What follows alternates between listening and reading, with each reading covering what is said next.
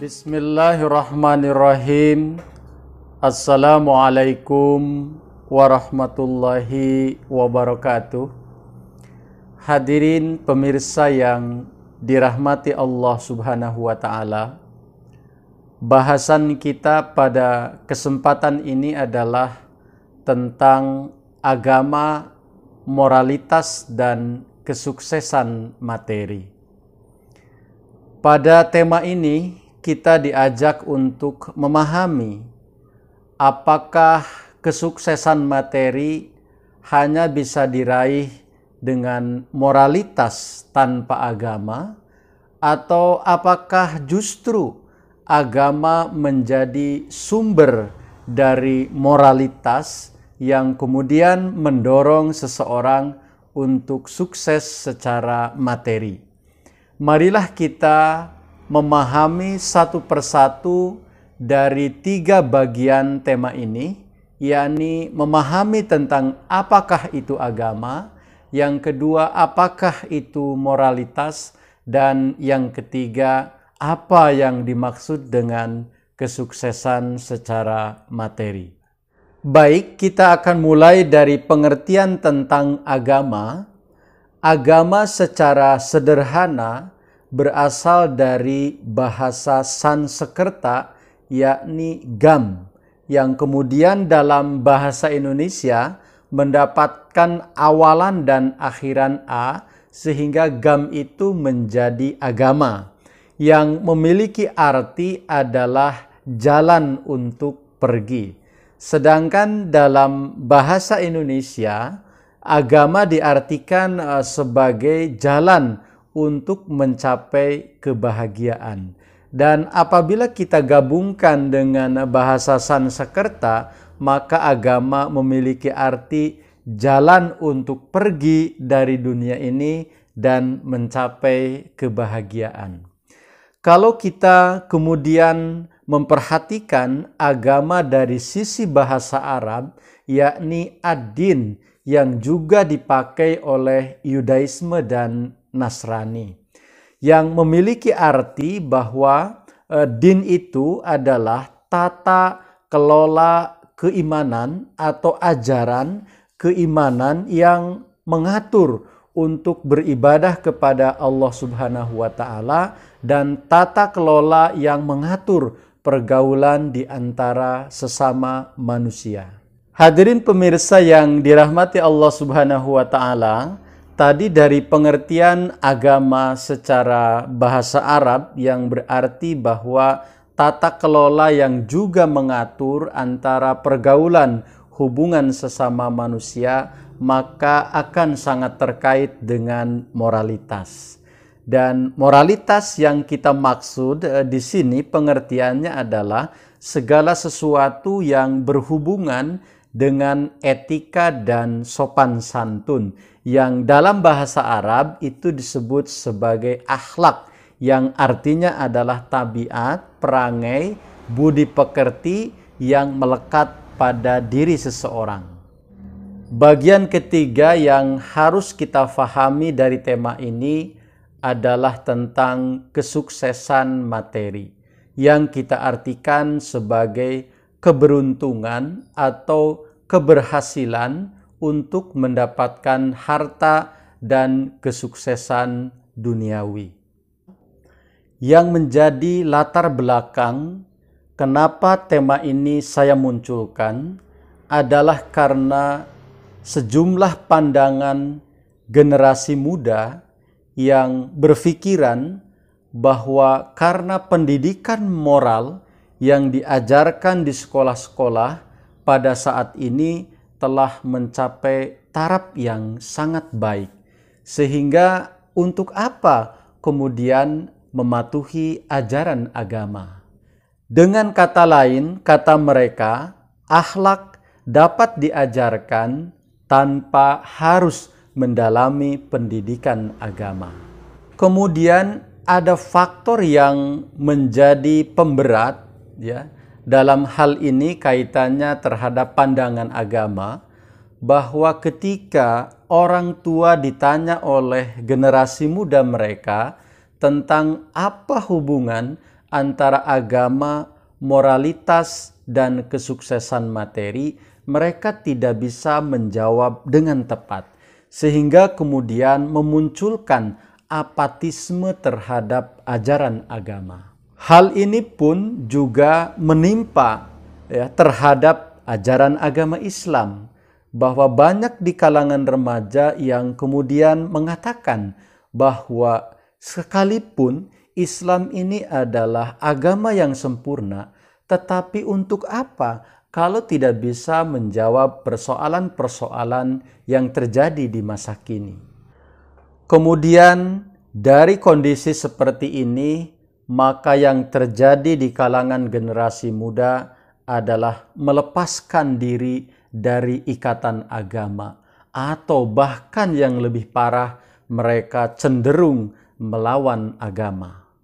Yang menarik dari tema ini adalah satu seruan dari Hazrat Mirza Masroor Ahmad. Beliau menyampaikan bahwa berikan kepastian kepada generasi muda bahwa Islam adalah ajaran yang sempurna dan kitab suci Al-Quran adalah kitab yang sangat lengkap, yang kemudian modelnya dicontohkan oleh Nabi Muhammad SAW dan para sahabat. Mereka adalah orang-orang yang memahami iman, mereka adalah orang-orang yang memahami moralitas, dan mereka juga adalah orang-orang yang sukses dari segi materi.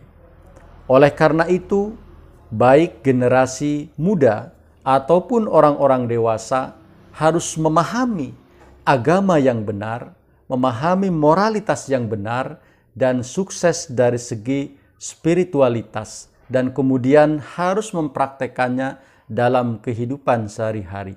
Dengan jalan memahami ini secara benar, maka generasi muda akan memiliki keyakinan yang benar terhadap agama, dan mereka juga bukanlah orang-orang yang dihalangi untuk sukses secara materi, dan tentu saja orang-orang yang sukses secara materi dengan bimbingan agama bukanlah berarti kemudian mereka menjadi orang-orang yang tidak bermoral dan menyembah kepada kehidupan materi.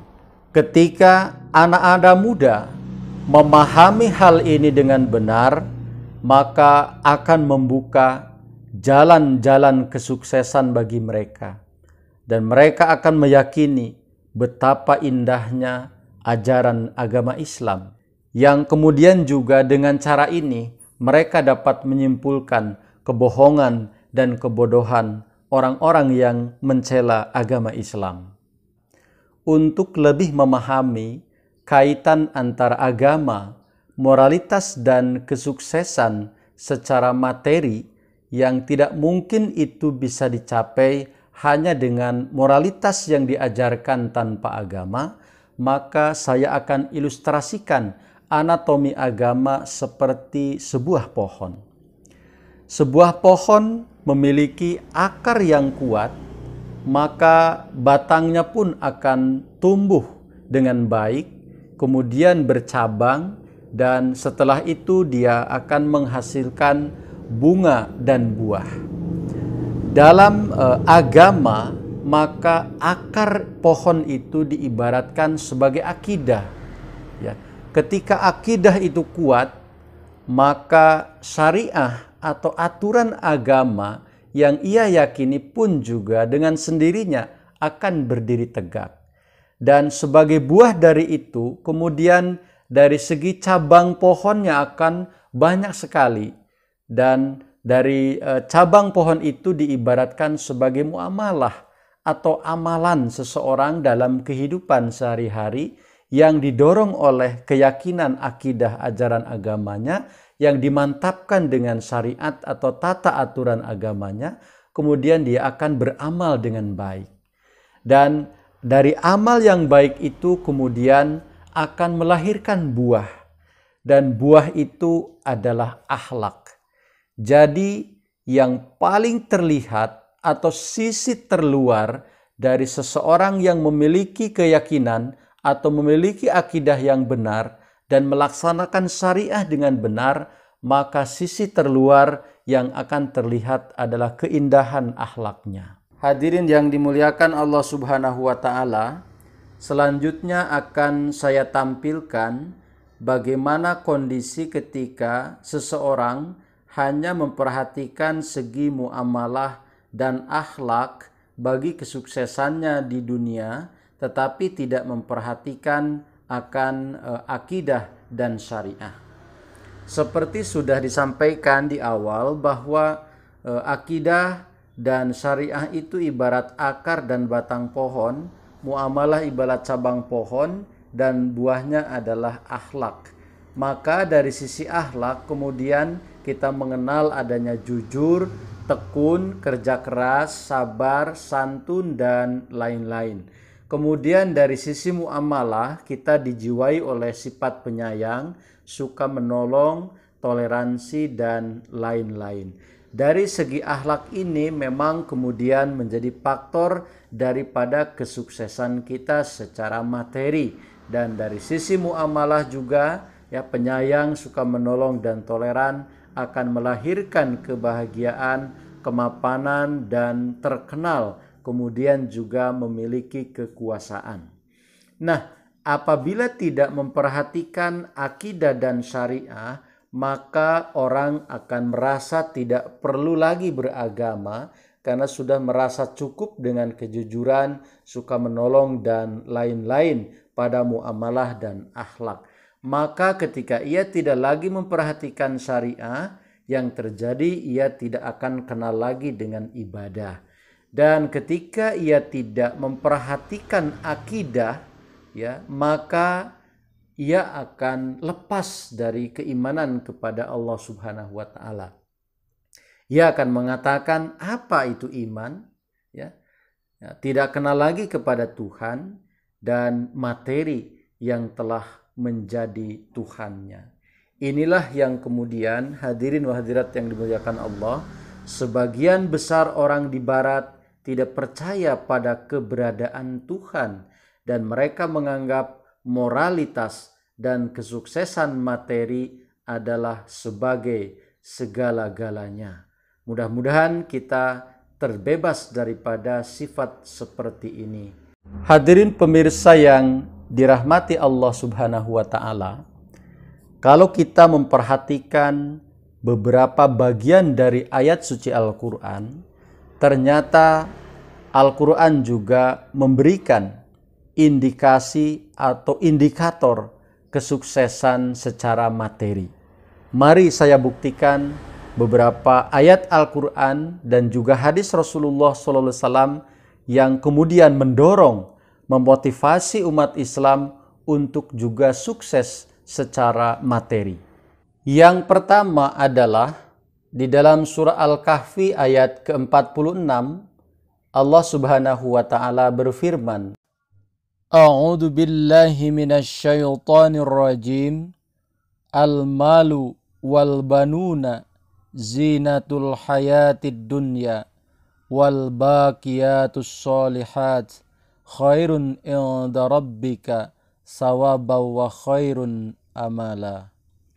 Artinya, harta dan anak-anak adalah perhiasan kehidupan dunia, tetapi amal kebajikan yang terus-menerus adalah lebih baik pahalanya di sisi Tuhanmu, serta lebih baik untuk menjadi harapan. Di ayat yang pertama ini, Allah Subhanahu wa taala berbicara mengenai indikasi kesuksesan dari segi materi adalah tentang harta dan anak-anak. Jadi Islam tidak melarang untuk memiliki harta dan juga memiliki keturunan yang baik. Tetapi batasannya adalah bahwa kesemua baik harta dan anak-anak itu dipakai juga untuk amal-amal kebajikan dan amal kesolehan. Ini akan menjadi harapan yang lebih dari hanya sekedar harta dan anak-anak. Yang kedua, kita baca di dalam surah An-Nahl ayat ke-8. A'udzu billahi minasy syaithanir rajim.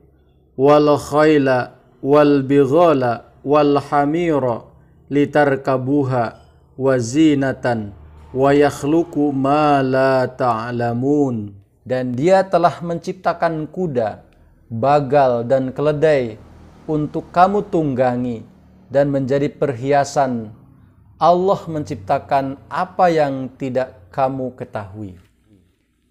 Di ayat yang kedua, indikator keberhasilan secara materi adalah berbicara tentang kuda, bagal, dan lain sebagainya sebagai alat transportasi.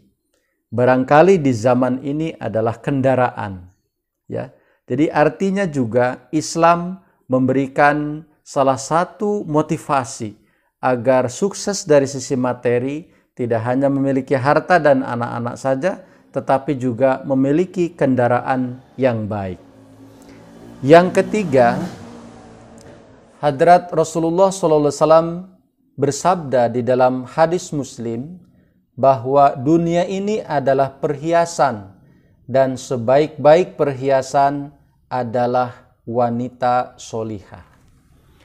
Dari keterangan hadis Rasulullah SAW dalam hadis Muslim ini berbicara mengenai indikator lain dari kesuksesan secara materi adalah memiliki istri yang solehah.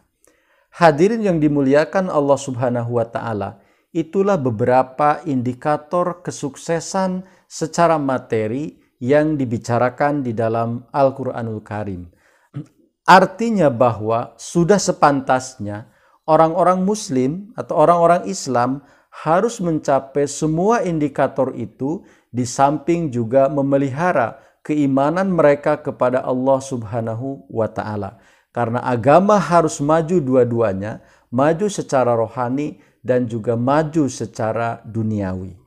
Memperhatikan dari fenomena yang terjadi saat ini, ketika orang-orang hanya memperhatikan moralitas dan kesuksesan secara materi, maka yang terjadi seperti kebanyakan orang-orang di dunia barat.